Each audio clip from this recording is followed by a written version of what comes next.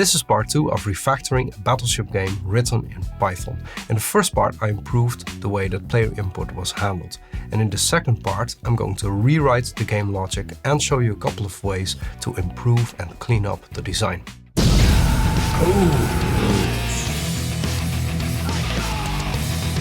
If you want to learn more about software design, take better software design decisions overall, I've written a free guide to help you. It's available at ArjanCodes.com/design guide. It contains the 7 steps that I take whenever I design a new piece of software. I think you'll find it quite helpful. So go over to ArjanCodes.com/design guide to get your copy for free. Last week, in part 1 of this code roast, I did an analysis of the code. And then I created a more generic input reading function. I refactored the game class to use this more generic input reading mechanism, which simplified things considerably. The next thing that I want to do is think a bit more about how the data is organized. Because at the moment we have our game class that has the number of players, it maintains a number of guesses and a couple of other things. It maintains and creates the board. It has a copy of the board. So I think that's all a bit overkill and I would like to clean that up a bit. So the first thing that I'm going to do is take these magic numbers here and turn them into constants. And then I can use the constants in the rest of the code. And that's going to make things a bit cleaner. So there are actually 3 constants that, why is this import here? I'm not sure. There are actually 3 constants then that we need to define. One is, let's say, the guesses count. So you can guess 5 times. Another one is board size X, which is also 5. And we have board size Y. And that's also 5. And while we're at it, we can also use constants to represent the various elements on the board. And there are 3 types. We have hidden, which is an O. We have a ship, which is S. And we have a guess, which is an X.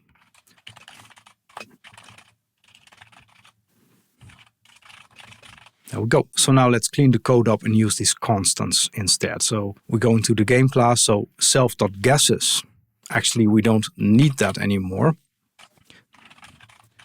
because we can simply use the guesses count. And I'm going to do this player listing also a bit differently. That's actually the only place where it's used now. But let's change it for the moment to a guesses count like so, and then I'll change it later in a minute. And then we have the board here and the ship row and column. And I want to clean this up now so we can directly use these constants that I defined above.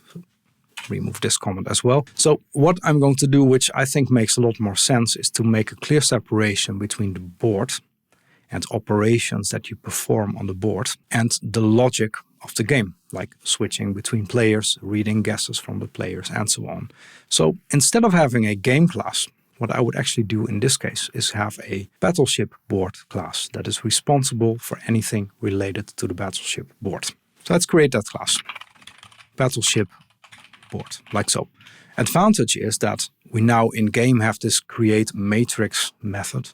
Well, we can actually use the initializer of the Battleship board to do that job for us. So let's add an initializer.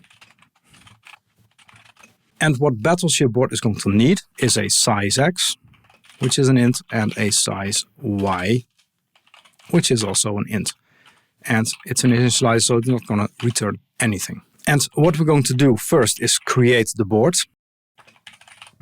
And that's represented by a grid. So what we're going to do is, let's say, self.grid equals. And then we can use the nested for loop approach that you used here in the create matrix method. But instead, we can also rely a bit more on list comprehension. So what we can do instead is say, okay, everything is hidden for now. So let's use that hidden constant that I just made. And we can multiply that by the size X. So we get, basically, grid is going to be a list of strings.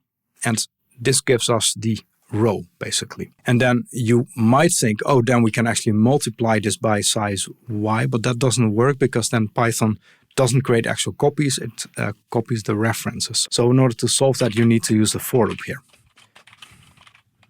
So now grid is going to be a list of strings. And basically we did the job of initializing the grid here in a single line of code, which I think is really nice that that's possible to do in Python. Okay, Now, next, place a random ship on the grid. So we're going to randomly determine a row and a column. So I'm going to copy these lines right here, like so. I'm not storing them as instance variables. I'm going to do something different with them. So the row obviously should be between 0 and size x minus 1. And the column should be between size y, between 0 and size y minus 1. So that's our random row and column. And now what I'm going to do is simply place it on the grid.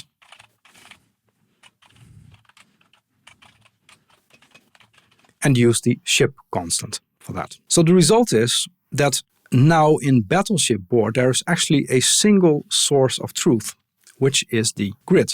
The grid contains all the information. And that's in general a good thing to have in your application, whether that's a game or whether that's something else. You want a single place of truth, a single source of truth. And that's one of the problems with the original game class, is that there is 2 boards, each one is a copy of the other, and we're not entirely sure where what information is stored, which is going to be kind of confusing. This way it's really simple. We have a grid, the grid contains all the information. Now, that's one thing we need to take care of, is that in the print method, if we want to print the board, then we need to take care of making the distinction whether we want to show the ship or not. So that's a crucial difference between the truth, the source, and how we're going to represent the source to the player. So now that we have this Battleship board, we can add a few methods to it to make some things, some operations easier. For example, I could create a isShip method. And that's going to get a row and a column. It's going to return a Boolean. And that simply checks self.grid row column equals ship.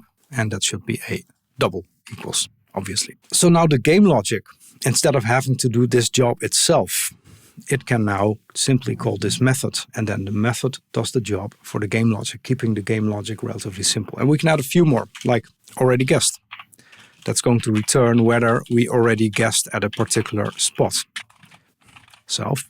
And then we provided the row, which is an int, and the column. And this also returns a Boolean. It's almost the same, right? So this checks whether a particular location in the grid is already guessed. Then another thing we can do is a method to place a guess. Add a row and a column. This is not going to return anything. And we can do that if not self is ship row column. Like so. We could expand the if statement here to also verify that it's already guessed, and if not, we don't do anything. But in the end, it doesn't actually matter unless we raise exceptions here or things like that, but I'm not going to do that for now. So finally, what I want to be able to do is print this board. And in order to move the print statements to a single place in the code, so we could also use this in a game that doesn't use print statements, let's turn this into a string. So let's add a toString method. And here we want to have some control over the representation. So what I want to have here is a showShip argument, which is a Boolean. Default, that's going to be false. And this is going to return a string. This is also the reason why I'm not using the dunder, str, or wrapper methods, because those don't have arguments. And I want to be able to provide an argument here. So what we're going to do in the toString method is we're going to turn the board that we have into a string representation. So let's start by creating a variable called rowsString, which is a list of strings. And initially this is empty. And this is going to contain string representations of each of the rows in the grid. And then finally we can create a huge string out of that in the end. So a for loop for each of the rows in self.grid. What we're going to do is now we need to make sure that we use the right representation, and that depends on this showShip variable. So let's turn this into a row wrapper variable, which is going to be hidden.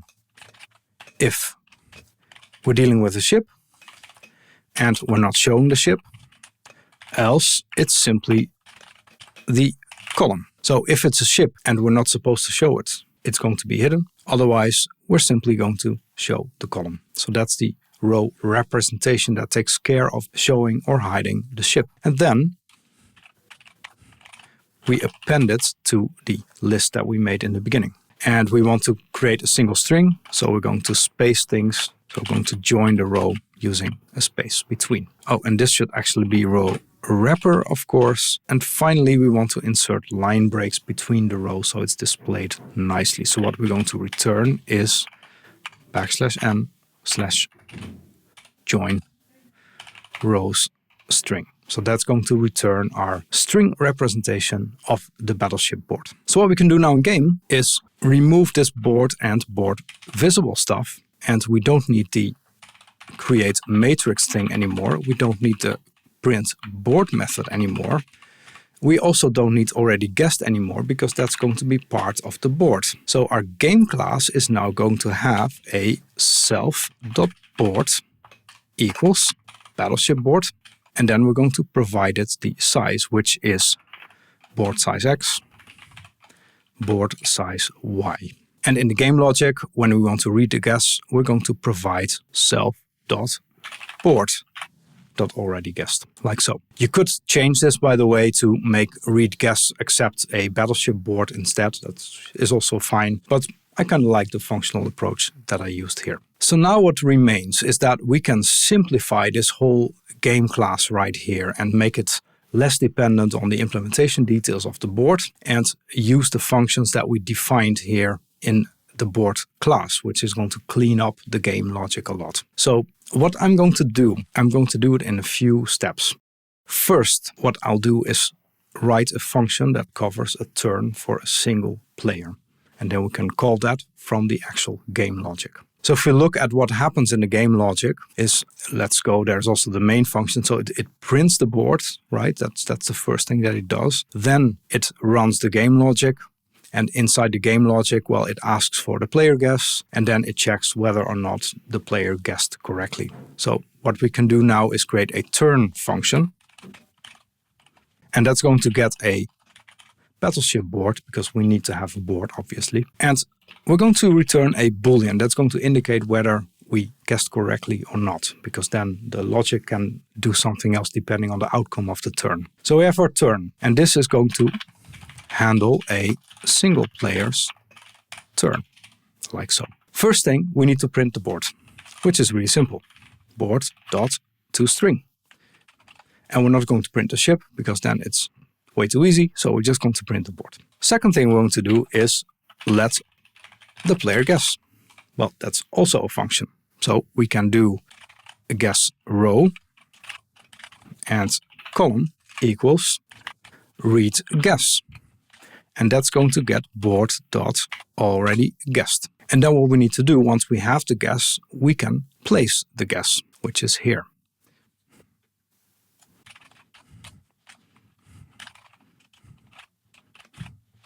Like so. And the nice thing is that place guess doesn't put an X if it's a ship. You see, it only does something if it's not a ship. So what we can do now is finally verify whether the guess that the player had is a ship or not. That's actually the result of this turn. So we can simply return board.isShip guess row, guess column. So that's a single turn of the player. Really simple. So if you look back in the game logic, you see there is a lot of things happening here that are actually not needed at all. And a lot of it is about dealing with implementation details of the board and whether that's an X or not, and etc., etc. You know, this can be done in a much simpler way. So this is a single turn. And then finally what we can do is then take the rest of the game logic and then also simplify that. So let's create another function here called play game. And that's going to get a player count, which is an int, and it's going to get a board, which is a Battleship board. This is not going to return anything because it's simply going to play the game, and then we won't need the whole game class anymore. So at the moment, game class uses a list of players and player guesses, and the reason for that is that the game logic has a kind of complicated thing where it decreases the number of guesses every time, etc., etc. So that's a bit overly complicated, and we can definitely simplify that a lot. So what do we do in play game? Well, first let's say this is play a game of Battleship with a given number of players.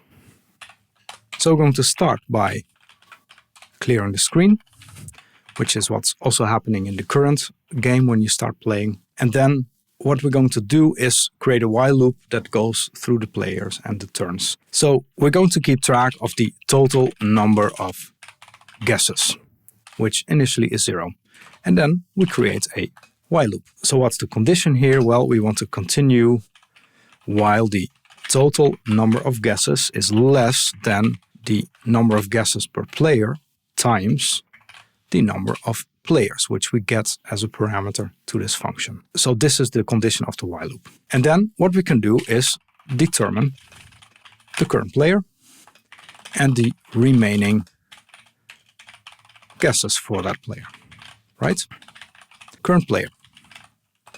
So the current player depends on the total number of guesses that we already had.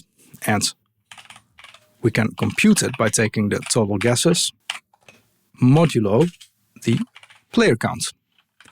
And that gives us the current player because this is rotating all the time, right? And we don't want to start with player 0. We always want to start with player 1. So we're going to add 1 to this. And we can also compute the remaining guesses for the player, which is, well, the total number of guesses per player minus, and then we take the total guesses until now divided by the player count. And I'm using here the double slash to indicate that we're dividing integers, and we also want an integer as a result. So this gives us the current player and the remaining number of guesses for that particular player depending on the total guesses. If you wanted to, you could separate this out into a function that computes this for you. It's not really necessary, but you could do it to clarify things a bit more. So that's the first thing. Now we can print some status information. So we're going to print player,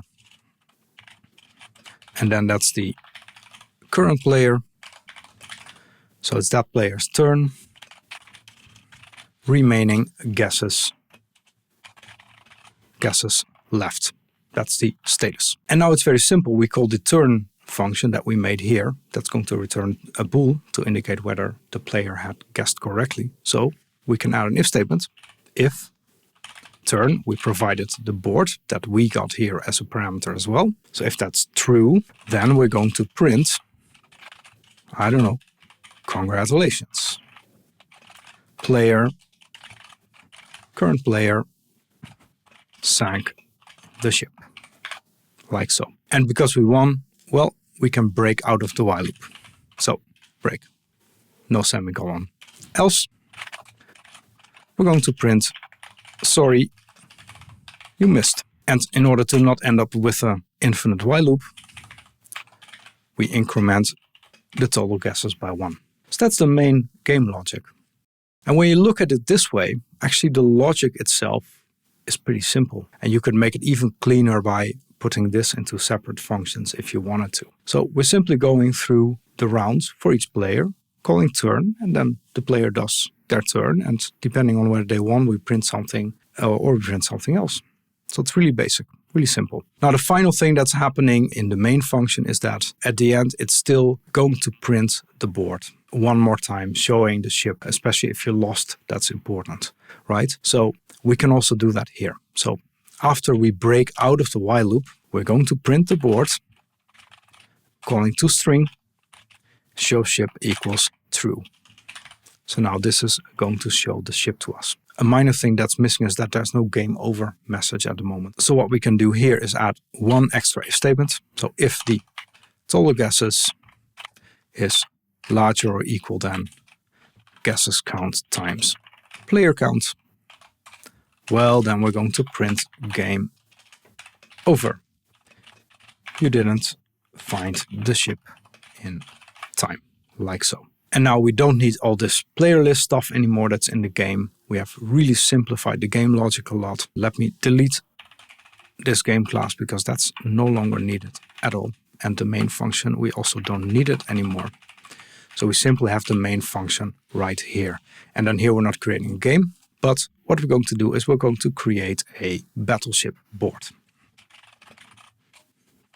that's going to be board size X, board size Y, and then we play the game with the player count and the board.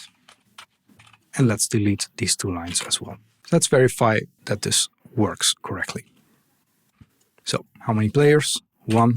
I'm still all alone. And let's try that. Row 1, column 1. Yeah, so that seems to work correctly. And let's see.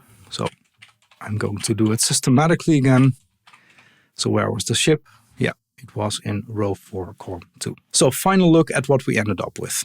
This import, we can delete it. So we now move the magic numbers out of the main code. So they're placed here. So if we wanted to, we could easily create a board of much bigger size by simply changing these variables here. That's going to work as expected in the rest of the code. What we also did is we now have a couple of simple functions to help us, like reading an integer with a prompt. So that removed a lot of duplication. We have a function for reading a particular guess that gets a function already guessed. So this is independent of any particular board. So you can use this for any board game where you have to guess things at a row or a column. And then we have the BattleshipBoard class that encapsulates the representation of a battleship board with a grid. And it has a couple of methods to read things or to determine things about the board and doing operations like placing a guess or returning a string representation of the board. Then we have a function for a single player's turn. So now we're entering the game logic part of the system. That simply prints the board, lets the player place a guess, and then returns whether the player got it right or not. And then we have the actual overall game logic, which is play game, that gets a number of players and the board. And that simply is a while loop that calls turn for every player until one of the players wins, or until there are no more guesses left. And that's all there's to it, right? And then we have a very simple main function, well, that reads the number of players, creates a board, and starts playing the game. So in the end, we have pretty simple functions, precisely defined types. We've separated constants out of the code so that it's way more flexible. And we made sure to group data and methods together by providing a battleship class and an operation layer, a couple of methods to easily perform operations on the battleship board, so that the game logic, which is here, right, which is basically turn, it's actually really clean. You know, this checks whether it's a ship, but we can immediately understand what's going on here. We don't have to dive into the implementation details of what a board is. And that's the crux of a good design, that the code itself is clean, that the code explains itself, that you don't need a bunch of documentation to explain things, and that things, responsibilities, are clearly separated. Now, there's certainly more things you can do here. Perhaps even playing the game, you want to remove print statements from here and do that differently. So you might want to separate that out a bit more. But overall, it's already a good step forward to a more cleaner, simpler approach to setting up this game. So I hope you enjoyed this video. Again, if you want to supply your own code for a code roast like this, join my Discord server and go to the Code Roast Suggestions channel and post your suggestion there. If you enjoyed the video, give it a like. Let me know what you thought about this refactor, and consider subscribing if you want to see more of these refactors in the future. Thanks for watching, take care, and see you soon.